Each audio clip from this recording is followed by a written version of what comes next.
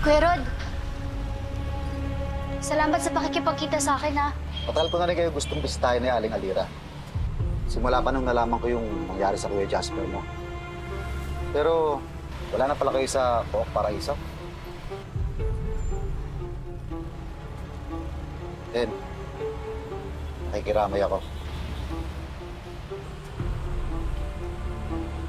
Sa totoo lang, yan nga mismo yung dahilan kung bakit ako nakipagkita sa'yo ngayon, kuya, eh.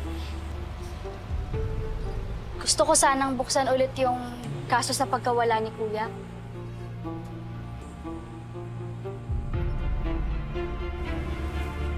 Ayaw mo bang mabigyan ng hustisya yung pagkawala ng dati mong partner sa trabaho?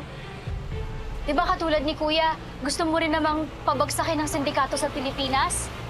Siyempre naman. Pero iba na ngayon.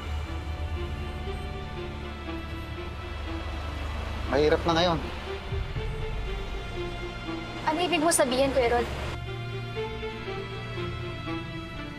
Kapag pinilit kong buksan ang nangyari sa kuya mo, at pati na rin ang lahat ng nalalaman niya tungkol sa mga Perez Castillo, baka hindi lang ako ang sumunod sa hukay. Pati na rin ang asawa at ako.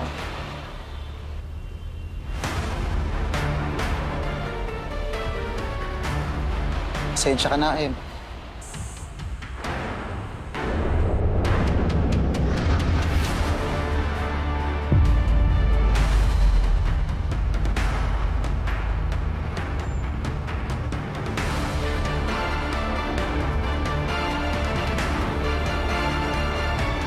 Arlo J. Caparas, Totoy Pato.